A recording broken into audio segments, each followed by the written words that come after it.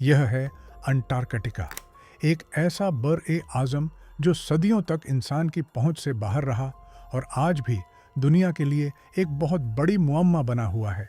यह वह खित्ता है जिसके बारे में जितना जानने की कोशिश की जाए, उतने ही नए सवालात जन्म लेते हैं।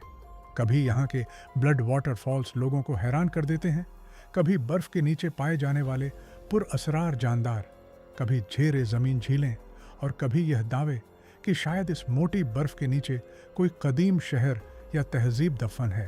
अंटार्कटिका के गिर्द सदियों से ऐसी कहानियाँ, मुफरूज़े और असरार गर्दिश कर रहे हैं जिनकी मुकम्मल हकीकत आज तक सामने नहीं आ सकी।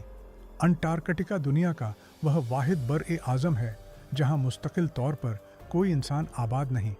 इसकी सबसे बड़ी वजह यहाँ का इंतहाई सख्त और जानलेवा मौसम है। बाज़ औक़ात यहाँ का दर्जा ए हरारत -90 डिग्री सेंटीग्रेड तक गिर जाता है, जो इंसानी ज़िंदगी के लिए तकरीबन नामुमकिन है।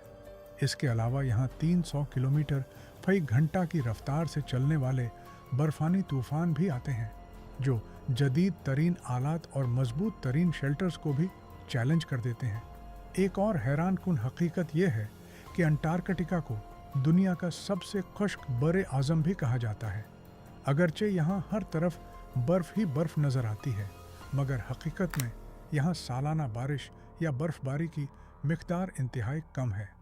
बाज़ इलाक़ों में यह मिक़दार सिर्फ 51 मिलीमीटर के करीब है, जिसकी वजह से साइंसदान इसे तकनीकी तौर पर एक सहरा भी करार देते हैं, यानी यह बर्फ़ का सहारा है जहाँ नमी न होने के बराबर है। इन तमाम ख़तरनाक हालात के बावजूद पिछले कई 100 सालों से दुनिया के मुख्तलिफ ममालिक अंटार्कटिका पर नज़र जमाए हुए हैं। कई ताकतवर रियासतें किसी न किसी शक्ल में इस बर-ए-आज़म पर अपना कंट्रोल या असर और रसूख कायम करने की कोशिश करती रही हैं। अगर हम अंटार्कटिका का नक्शा देखें तो वाज़ेह होता है कि मुख्तलिफ ममालिक इसके मुख्तलिफ हिस्सों पर दावा करते हैं। फ्रांस एक मखसूस खित्ता को अपना इलाका करार देता है, नॉर्वे एक हिस्से पर अपना दावा रखता है, ऑस्ट्रेलिया तकरीबन पूरे मशरकी हिस्से को अपना समझता है, जबकि ब्रिटानिया, चिली, अर्जेंटीना और न्यूजीलैंड भी अंटार्कटिका के कुछ हिस्सों को अपना हक करार देते हैं। यहाँ सवाल यह पैदा होता है कि आखिर इस बेजान, बर्फ़ से ढके और इंतहाई ख़तरनाक बर-ए-आज़म में ऐसा क्या है जो दुनिया की सुपर पावर्स को अपनी तरफ खींचता है। आखिर इस मोटी बर्फ़ की तह के नीचे क्या छुपा है जिसकी वजह से ताकतवर ममालिक यहाँ तक रसाई हासिल करना चाहते हैं। इन्हीं सवालात के जवाब तलाश करने के लिए हम अंटार्कटिका की चंद बड़ी पुरअसरार कहानियों और हक़ायक़त पर गौर करेंगे और यह भी जानने की कोशिश करेंगे कि हकीकत में इस बर-ए-आज़म को सबसे पहले किसने दरियाफ्त किया। अंटार्कटिका की दरियाफ्त का सवाल इस बात पर मुनहसिर है कि आप किससे पूछते हैं। ब्रिटानवी मुअर्रिखीन का कहना है कि अंटार्कटिका को सबसे पहले उन्होंने दरियाफ्त किया, जबकि रूसी तारीखदान दावा करते हैं कि सबसे पहले उनके मुहिमजू यहाँ पहुँचे थे। हालांकि अगर हम तारीख को मज़ीद पीछे ले जाएं, तो हमें मालूम होता है कि अंटार्कटिका का तसव्वुर हज़ारों साल पहले भी मौजूद था। कदीम यूनानी फ़लसफ़ी अरस्तू ने यह नज़रिया पेश किया था कि ज़मीन गोल है और शुमाली कुत्ब के मुकाबले में एक जनूबी कुत्ब भी होना चाहिए, जो एक तरह से उसका आईनादार हो। सन 2021 में रॉयल सोसाइटी ऑफ न्यूजीलैंड की एक तहकीक शाये हुई, जिसने एक नया जाविया पेश किया। इस तहकीक के मुताबिक मुमकिन है कि ऑस्ट्रेलिया के करीब पोलिनेशियन जजायर पर रहने वाले माओरी लोग 7वीं सदी ईस्वी में अंटार्कटिका के करीब या वहां तक पहुंचने वाले पहले इंसान हों। उनकी कदीम रवायात और कहानियों में एक ऐसे बर्फीले बर-ए-आज़म का जिक्र मिलता है जो ज़मीन के जुनूबी हिस्से में वाक़ है, जो इस बात की तरफ इशारा करता है कि वह लोग शायद इस खत्ते से वाकिफ़ थे। हालांकि बाकायदा तहरीरी तारीख में ब्रिटानवी नेवी अफसर कैप्टन जेम्स कुक वह पहले यूरोपीय इंसान थे जिन्होंने अंटार्कटिक सर्कल को अबूर किया। वह अंटार्कटिका से तकरीबन 130 किलोमीटर के फासले तक पहुंच गए थे, मगर ख़तरनाक समुद्री हालात, बड़े बड़े तैरते हुए आइसबर्ग और शदीद तूफानों की वजह से उन्होंने अपनी कश्ती वापस मोड़ ली। अगरचे उन्हें जमीन नजर नहीं आई, मगर बर्फ के दीवहिकल तूदों ने यह साबित कर दिया कि वह किसी बड़े जुनूबी बरे आजम के करीब पहुंच चुके हैं। जेम्स कुक ने बाद में कहा था कि इस जुनूबी बरे आजम तक पहुंचना इतना खतरनाक है कि शायद ही कोई इंसान कभी वहां कदम रख सके।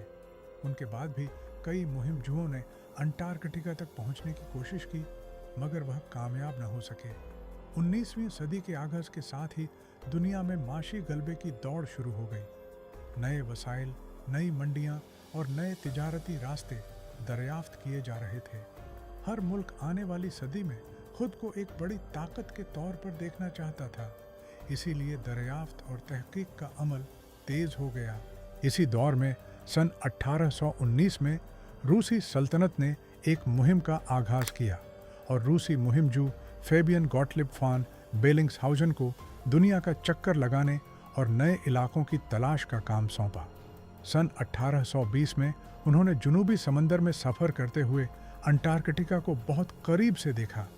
अगरचे वह बर-ए आज़म पर उतरे नहीं थे, मगर जदीद तारीख में उन्हें पहला इंसान माना जाता है जिसने अंटार्कटिका को अपनी आंखों से देखा।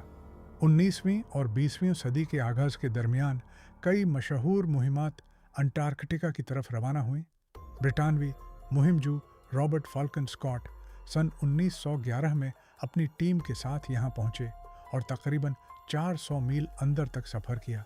हालांकि शदीद सर्दी, ख़राब मौसम और खुराक की कमी ने उन्हें वापस लौटने पर मजबूर कर दिया। बदकिस्मती से वापसी का सफ़र इंतहाई खौफनाक साबित हुआ और स्कॉट समेत पूरी टीम शदीद सर्दी और बर्फानी तूफान की नज़र हो गई। पहली आलमी जंग के बाद कई ममालिक ने अंटार्कटिका में अपनी मौजूदगी बढ़ाने की कोशिश की। सन 1939 में एडोल्फ हिटलर के हुक्म पर जर्मन फ़िज़ाइया ने यहाँ नाज़ी झंडे भी गिराए ताकि इस खित्ते पर अपना दावा जाहिर किया जा सके। दूसरी आलमी जंग के बाद मुख्तलिफ ममालिक ने यहाँ तहकीकाती स्टेशन कायम किए और यहीं से अंटार्कटिका से जुड़ी पुरअसरार दरियाफ्तों का सिलसिला तेज़ हो गया। सबसे हैरान कुन दरियाफ्त यह थी कि किसी दौर में अंटार्कटिका बर्फ से ढका हुआ नहीं था, बल्कि यहाँ घने जंगलात मौजूद थे। इंपीरियल कॉलेज लंदन के साइंसदानों के मुताबिक यहाँ से मिलने वाली फॉसिलाइज्ड लकड़ी इस बात का सबूत है कि तकरीबन 9 करोड़ साल पहले यह एक गर्म बर-ए-आज़म था। इसके अलावा यहाँ ऐसे कीड़ों के फॉसिल्स भी मिले हैं जो सिर्फ गर्म इलाकों में पाए जाते हैं। दूसरी बड़ी दरियाफ्त यह थी कि तकरीबन 3 किलोमीटर मोटी बर्फ के नीचे 400 से ज़्यादा झीलें मौजूद हैं, जिनका अपना अलग माहौलियाती निज़ाम है। इन झीलों में ऐसे जानदार पाए जाते हैं जो दुनिया में कहीं और मौजूद नहीं, जैसे दीवहिकल समुद्री मकड़ियाँ और शफाफ जेलीफिश। यह बर्फ के नीचे एक बिल्कुल अलग दुनिया है।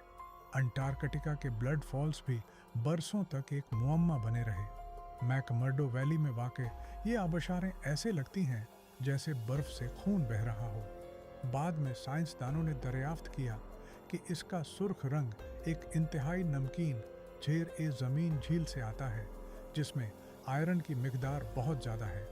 जब यह पानी हवा और रोशनी के राब्ते में आता है तो आयरन ऑक्सीडाइज होकर झंग जैसा रंग इख्तियार कर लेता है।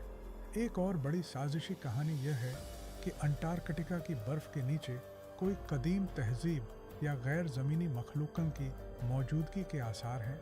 कुछ लोगों ने यहाँ UFO देखने के दावे भी किए हैं। सन 2016 में गूगल अर्थ पर कुछ गैर मामूली सरगर्मियाँ नोट की गईं, जिन्हें बाज़ लोग खलाए मखलूक से जोड़ते हैं, जबकि माहिरीन के मुताबिक यह ताकतवर ममालिक के खुफिया फ़िज़ाई ऑपरेशंस भी हो सकते हैं। यहाँ अंटार्कटिका का एक खुफिया सियासी पहलू भी सामने आता है। अगरचे दुनिया के ज़्यादातर ममालिक दूसरे जुग्राफियाई और सियासी मसाइल में उलझे हुए हैं, मगर अमेरिका, चीन और साबिका सोवियत यूनियन अंटार्कटिका में मुसलसल साइंसी मुहिमात भेज रहे हैं।